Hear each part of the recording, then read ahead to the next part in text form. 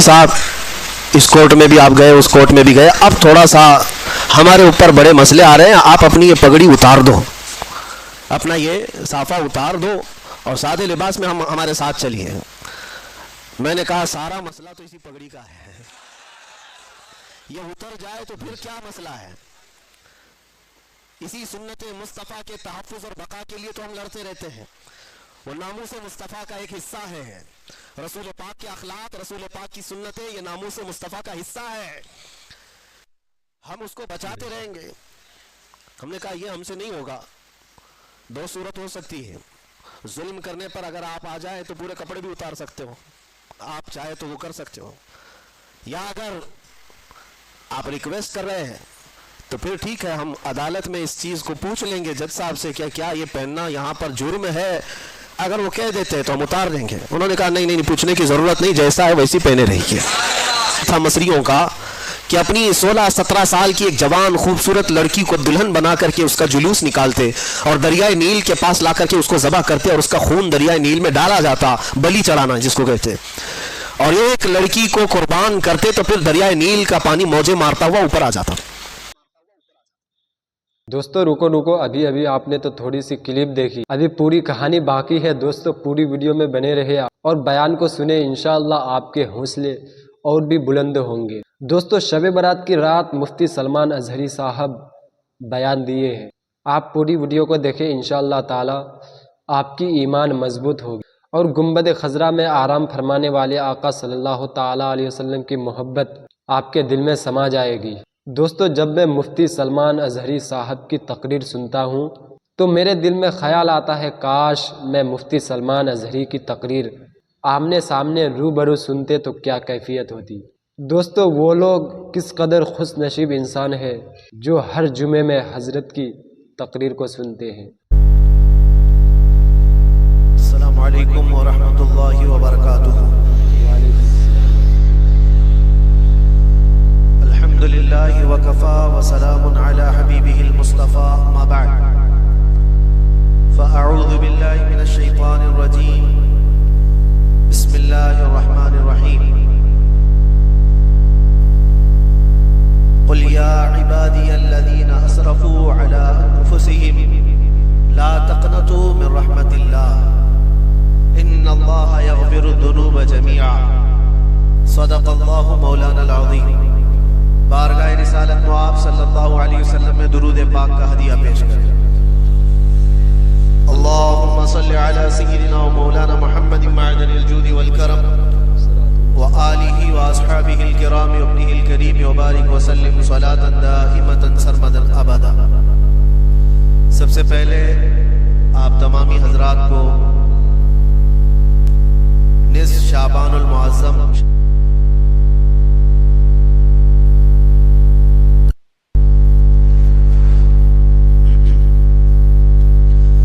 अल्लाह तबारक व तआला इस शब को हम सब के लिए खैर व बरकत वाली शब बनाए।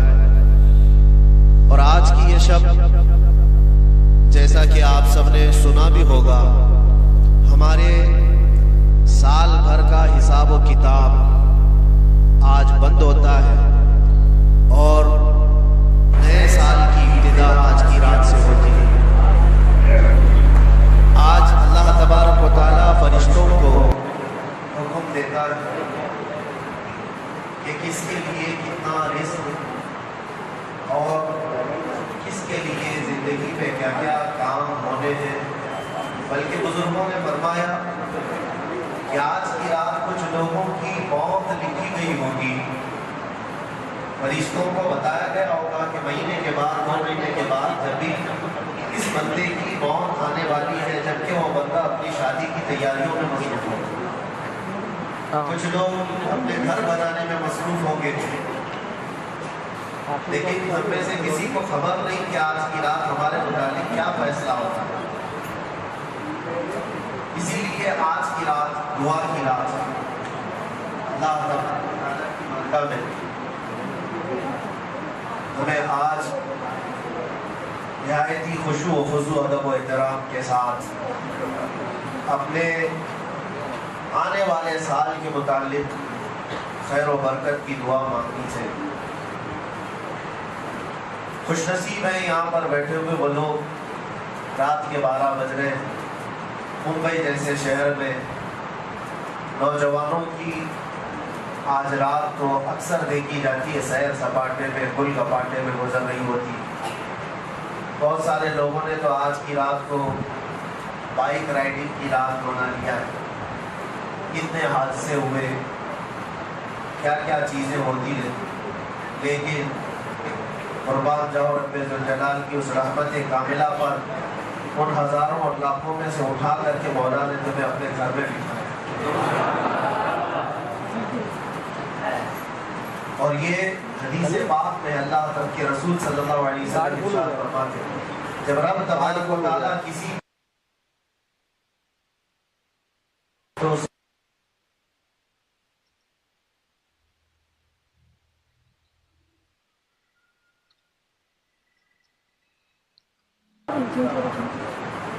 یہاں پر بیٹھا ہوا ہر بندہ وہ ہے جس کے ساتھ اللہ تعالیٰ نے بھلائی کا ارادہ فرمایا. اب یہ سوچ کر کے اٹھو کہ ہمارے بن مانگے اللہ تعالیٰ نے اپنے گھر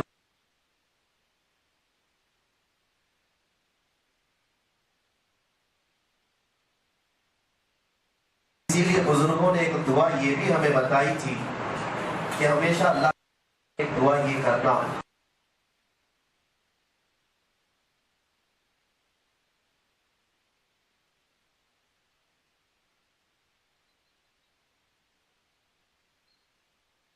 السلام یہ تمنا کرتے تھے کہ کاش ہم آخری نبی محمد رسول اللہ صلی اللہ علیہ وسلم کی امت میں پیدا کیے جاتے، جبکہ وہ نبی ہیں اور نبی ہو کر ان کی تمنا تھی کہ اس امت میں پیدا ہو.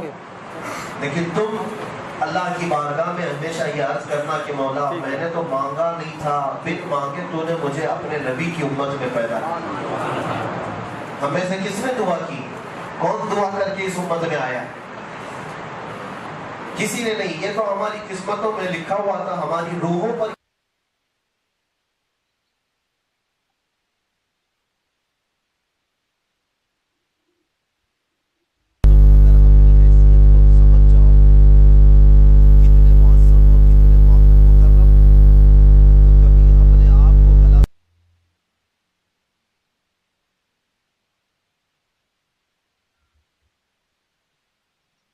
تو آدمی سنبھل کر کے چلتا ہے. میں اکثر ایک مثال دیا کرتا ہوں. میں اگر اپنا پہنا ہوا یا عمامہ کسی کو دے دوں، کسی میرے عزیز شاگرد کو یا کسی ملنے والے محب کو، اور کہوں کہ اس کو سنبھال کر کے رکھنا، آپ مجھ سے بہت محبت کرتے ہیں. محبت کرنے والا اس عمامے کو لے گا، اگر پہن لیا، لے کر کے اس کی جو بھی عقیدت ہے. مجھے یہ بتاؤ جب تمہارے سر پر یہ عمامہ ہو تو کیا شراب کی دکان کے پاس کھڑے رہو؟ کیا کسی سیر سپاٹے کی جگہ پر جہاں لوگ نکڑوں پر اپنی عیاشیاں کر رہے ہوتے وہاں کھڑے ہو جاؤ؟ تمہیں اپنے لباس کا وقار کا خیال آ جاتا ہے. میرے سر پر تو ایک معظم عمامہ ہے، یہ کسی کا دیا ہوا عمامہ ہے اور اس کی عزت ہے، اس کا وقار. میرے عزیزوں، یہ تو میرا ایک کپڑے کا عمامہ ہے اور میری کیا حیثیت ہے. جب یہ عمامہ تم رکھ کر کے کسی ایسی ویسی جگہ پر نہیں کھڑے ہونا چاہتے تو سوچو اللہ نے تمہارے سر پر امت محمدیہ کا تاج رکھا. تمہیں خیر امت کہہ کر کے پکارا قرآن میں اللہ نے، کنتم خیر امت اخرجت للناس. تم لوگوں میں خیر امت بنائے گئے، سب سے بہترین امت ہو، اس لیے کہ تم اچھائیوں کا حکم دیتے ہو اور برائیوں سے روکتے ہو اور اللہ کو بغیر دیکھے مانتے ہو. یہ تمہاری عظمت پر اللہ نے قرآن میں بیان فرمایا. اور فخر سے کہو کہ میں مسلمان. کیوں؟ کوئی مجرم ہے، کوئی جرم ہے، بلکہ لاکھوں کی بھیڑ میں بھی کہو میں محمد عربی کا غلام. ہمیں اس بات پر کوئی جھجک نہیں اور شرم نہیں. ہمارا نام چھپانے کی ضرورت نہیں اور نہ ہی ہمیں شرم و جھجک سے جینے کی ضرورت ہے، کیونکہ تم عظمت والے. اللہ تعالیٰ نے قرآن میں تمہیں کیا فرمایا پتہ ہے؟ لوگ آج کچھ ایسے سیکولر لوگ सेक्युलर का मतलब होता है वो आधा इधर आधा उधर रहना चाहता है, पूरा कुछ बनना नहीं चाहता, यानी वो अपनी आइडेंटिटी छुपाना चाहता है कि ये भी राजी रहे वो भी राजी रहे, दोनों कम्युनिटी को, या चार हो तो चारों कम्युनिटी को राजी करके रहूं। ऐसा होता नहीं है। बीच वाला तो फिर बीच वाला ही होता है, इधर का भी नहीं उधर का भी। अल्लाह ने तो कुरान में फरमाया तुम पूरे के पूरे मुसलमान हो जाओ, और इसलिए शर्म और झिझक हमें नहीं होनी चाहिए कि हमारा नाम हमारे बाप ने मुसलमान नहीं रखा। कुरान में अल्लाह फरमाता हुवा सम्माकुमुल मुस्लिमीन, वो अल्लाह है जो जिसने तुम्हारा नाम मुसलमान रखा। अल्लाह है, हमें फख्र के साथ जीना है। बहुतों को मैंने देखा, नौजवानों को 5 किलो की जीन्स पहनने में तो कभी शर्म और आर नहीं महसूस होती, 50 ग्राम की टोपी छुपा करके रखते हैं, तो क्या खड़ा होना छोटी सी टोपी होती है उसको भी छुपा छुपा करके रखते हैं कि पता नहीं लोग क्या समझेंगे, लोग क्या समझेंगे। ये तुम्हारे सर का ताज है और अपनी निशानियों के साथ जिया करो, अपनी आइडेंटिटी के साथ जिया करो। मैं यकीन के साथ कहता हूँ, ये मेरा चैलेंज है मुसलमान, एक बार तुम सिर्फ शक्ल से भी अगर मेरे मुस्तफा की गुलामी अपना लो तो कीड़े मकोड़े यूं ही दब जाएंगे, कोई किसी की औकात नहीं, क्योंकि अल्लाह ने तुम्हारी हैबत रखी है, तुम्हारे अंदर अल्लाह ने रौब रखा है, ईमानी रौब है। अल्लाह के नबी सल्लल्लाहु तआला अलैहि वसल्लम इरशाद फरमाते हैं रब तआला ने मुझे ऐसा रौब अता किया है कि 500 मील दूर भी मेरा दुश्मन हो तो उसके दिल में अल्लाह मेरा खौफ डालता है। और ये खासा रसूल पाक सल्लल्लाहु अलैहि वसल्लम का हुजूर के सदक़े में उनकी उम्मत को भी मिला है, उनकी उम्मत को भी मिला है। और हम देखते हैं कभी कभार हमको एहसास होता है कि फलां क्या कर लेंगे, इनके पास इतनी ताकत, उनके पास इतनी ताकत, लेकिन हमको खुद नहीं पता होता हमारे पास क्या ताकत है। हमारे पास ईमानी ताकत है, इश्क़ रसूल की ताकत है, इसमें शर्म और झिझक और हया की जरूरत नहीं, अलल ऐलान फख्र के साथ रहने की जरूरत है। मेरे अजीजों, मुझे एक बात याद आती है, हालांकि लिबास होता है, मैं सादा लिबास भी पहनता हूँ जब कोई पहचानता भी नहीं, हम सादे लिबास में भी रहते हैं, लेकिन जिस वक्त मुझे गुजरात के रिश्तेदारों ने बहुत भीड़ भाड़ में गिरफ्तार करके अपने शहर में तमाशा बनाया था, याद होगा आपको दिन। आज से ठीक 1 साल पहले खैर खाने से शब बारात मना रहा, आज से दूर था, लेकिन अल्लाह शाहिद है, अल्लाह शाहिद है, हमारे दिल में रब तबारक व तआला ने बाल बराबर की खौफ कभी नहीं था। बात बता रहा हूँ, वो इत्तेफाक था कि मैं जिस हालत में घर पे बैठा हुआ था उसी हालत में निकल करके गया, जुब्बा भी था और अमामा भी था, किसी जलसे से वापस आया हुआ था, उसी हालत में गए और उसी हालत में उन्होंने 3 दिन तक कपड़े भी नहीं बदलवाए।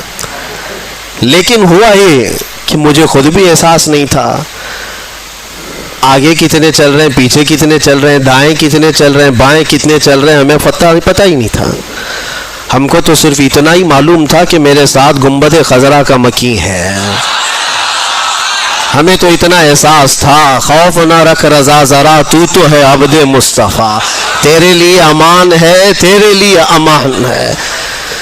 1-2 पेशी के बाद जाना आना हुआ तो कुछ हम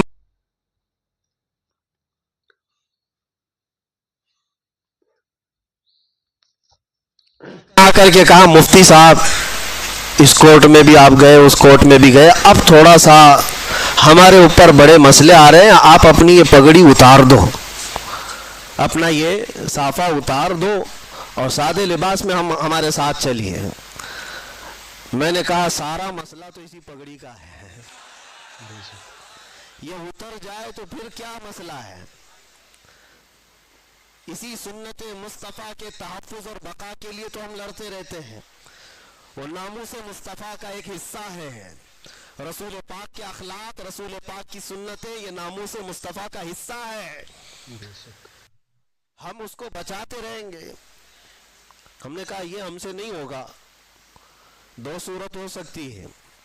ظلم کرنے پر اگر آپ آ جائیں تو پورے کپڑے بھی اتار سکتے ہو، آپ چاہے تو وہ کر سکتے ہو.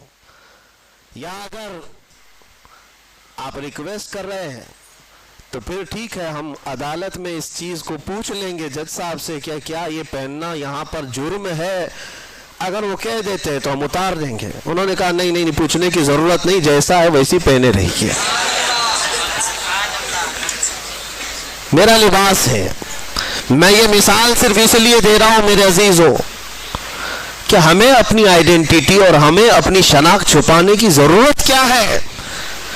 ارے شرم تو وہ کریں جو ننگے لوگ ہیں، شرم تو وہ کریں جو چھیترے پہن کر کے گھومتے ہیں. شرم اس کو کیا آئے جو اخلاق مصطفیٰ پر جا رہا ہو. میرے مصطفیٰ کریم صلی اللہ تعالیٰ علیہ وسلم جیسا اس دنیا میں نہ کوئی آیا ہے اور نہ آ سکتا ہے. اللہ کے نبی نے فرمایا بعثت لأتمم مکارم الاخلاق، میں تو اس لیے دنیا میں بھیجا گیا ہوں کہ تمہیں دنیا میں سب سے اعلیٰ اخلاق پر لے کر آؤں. اللہ کے نبی آئے کس لیے تھے؟ دنیا کو سب سے اعلیٰ اخلاق دینے کے لیے آئے. یہ امت سب سے اعلیٰ اخلاق پر آئے گی. بالکل اپنا منہ بند کر لیا اور سر جھکا کر میرے قریب آیا. میں اس کی حرکتیں دیکھنے لگا کہ یہ کیا کر رہا ہے، اور قریب سے قریب چلتے ہوئے آیا اور آ کر کے میرے تلوے چاٹنے لگا، میرے پاؤں چاٹنے لگا. اور اس کے بعد جیسے وفادار کتا دم ہلا کر اپنے مالک کی رہبری کرتا ہے یا اس کی خدمت کرتا ہے، دم ہلاتے ہلاتے مجھے اپنے پیچھے بلانے لگا. میں شیر کے پیچھے پیچھے چلتا رہا. یہ دیکھ رہا ہوں کہ پہلی بار ہے جنگل کا شیر ببر درندہ جو کسی انسان کے آگے چل رہا ہے اور اس کے پیچھے پیچھے یہ انسان چل رہا ہے. حضرت سفینہ کہتے میں تو راستہ گم اور بھٹکا ہوا جنگل میں تلاش کر رہا تھا اپنے راستے کو، اور یہ شیر اپنی دم ہلاتے ہوئے مجھے مدینے تک کا راستہ بتا کر گیا. ان کے جو ہم غلام تھے، خلق کے پیشوا رہے، پوری مخلوق کے پیشوا رہو گے. اور آپ کو پتہ ہے میں چند مثالیں آپ کے سامنے رکھتا ہوں. آج وقت ہے میرے عزیزو اپنی قدر کا اور اپنی حیثیت کو پہچاننے کا. اپنی ویلیو اگر تمہیں پتہ چل جائے تو تمہاری پیشانیاں ادھر ادھر نہیں جھکیں گی کبھی، تمہارا ہاتھ اس کے آگے نہیں جائے گا. تکلیفیں آئیں گی، مصیبتیں آئیں گی، لیکن اس کا حل بھی اللہ کریم کی بارگاہ سے ہی ہوگا. آپ کو بتاؤں ان کے جو ہم غلام تھے تو کیا تھا. ایک مرتبہ ایسا ہوا کہ مصر جب فتح ہوا، ایجپٹ جس کو کہتے ہیں، سنا ہوگا مصر کا نام. مصر جو ہے دنیا کا ایک بہت پرانا ملک جہاں تاریخیں وابستہ ہیں. فرعونوں کا ملک، پیرامڈز دیکھتے ہوں گے، اہرامات مصر، یہ سب مصر کی تاریخ ہے. مصر میں تاریخ کے اعتبار سے ایک بہت اہم چیز بھی ہے، دریائے نیل، نائل ریور اس کو کہا جاتا ہے. یہ دنیا کی سب سے لمبی نہروں میں یعنی دریاؤں میں سے ہے. تو دریائے نیل کا مسئلہ کیا تھا وہ میں آپ کو بتاؤں. اسلام جب مصر میں داخل ہوا، حضرت عمرو بن عاص رضی اللہ تعالیٰ عنہ صحابی رسول، مصر فتح کیا، صحابہ وہاں داخل ہوئے، لوگ اسلام میں آئے. لیکن وہاں ایک بری رسم، برا رواج تھا. وہ کیا تھا؟ ایک پرمپرا لوگوں کی چلی ہوئی تھی جہالت کے زمانے میں کہ دریائے نیل ہر سال ایک موسم ایسا آتا تھا کہ وہ سوکھ جاتا تھا، پانی کم ہو جاتا تھا. اور ان کا عقیدہ یہ تھا مصریوں کا کہ اپنی 16-17 سال کی ایک جوان خوبصورت لڑکی کو دلہن بنا کر کے اس کا جلوس نکالتے اور دریائے نیل کے پاس لا کر کے اس کو ذبح کرتے اور اس کا خون دریائے نیل میں ڈالا جاتا، بلی چڑھانا جس کو کہتے. اور ایک لڑکی کو قربان کرتے تو پھر دریائے نیل کا پانی موجیں مارتا ہوا اوپر آ جاتا. یہ ہر سال ان کے ساتھ ہوتا تھا. ان کا عقیدہ بیٹھ گیا تھا کہ دریائے نیل کو ہر سال ایک بلی چڑھانی پڑتی ہے، ایک لڑکی کی قربانی دینی پڑتی. اب جب اسلام داخل ہوا تو اسلام اس چیز کی ہرگز اجازت نہیں دیتا. یہ ناجائز و حرام ہے. ایک قتل، اللہ تعالیٰ نے قرآن میں فرمایا نا حق کسی نے ایک کا قتل کیا تو اس نے پوری انسانیت کا قتل کیا ہے. حضرت عمرو بن عاص کے پاس لوگ آئے اور کہا کہ دریائے نیل سوکھ رہا ہے، پانی ختم ہونے کو ہے، کیا کیا جائے؟ آپ نے کہا تو اللہ کی مصلحت ہے، دریا سوکھے گا تو پانی بھی آ جائے گا۔ کہا نہیں، اس دریا کو ہر سال ایک جوان لڑکی کی قربانی دینی پڑتی ہے، تبھی وہ دریا پھر سے واپس پانی میں موجیں لاتا ہے۔ آپ نے کہا ایسے کیسے ہو سکتا ہے؟ کہا تاریخ ہے۔ سب یہی کہنے لگے، اور اس کے بعد پانی کی قلت ہوتی گئی تو حضرت عمرو بن عاص گھبرا گئے کہ وہ گورنر ہیں وہاں پر، اب نئے گورنر ہیں، انہیں پورا ملک سنبھالنا ہے، لوگ جب پانی کی شدید قلت کا احساس کریں گے تو پھر کیا ہوگا؟ تو حضرت عمرو بن عاص نے خط لکھا، کس کو؟ حضرت عمر ابن خطاب رضی اللہ تعالیٰ عنہ، امیر المومنین، غلام مصطفیٰ، نبی کریم صلی اللہ علیہ وسلم کے اس سچے جانشین کو خط لکھا جب ان کا دور تھا۔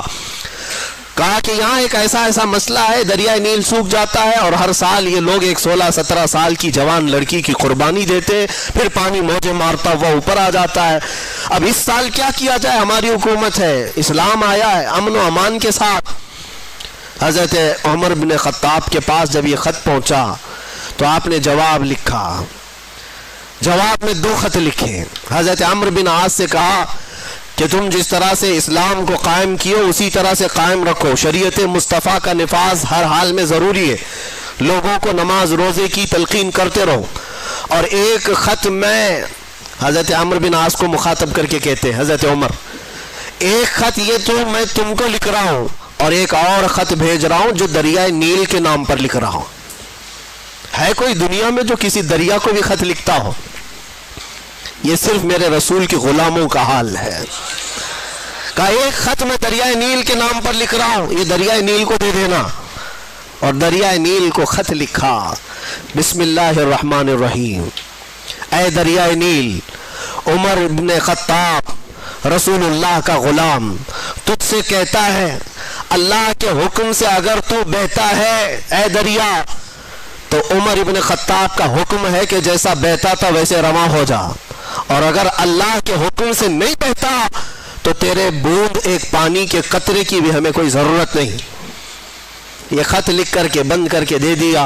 حضرت عمر بن عاص کے پاس 2 خط آئے، ایک خط ان کا تھا پڑھا اور کہا دوسرا خط دریائے نیل کا ہے۔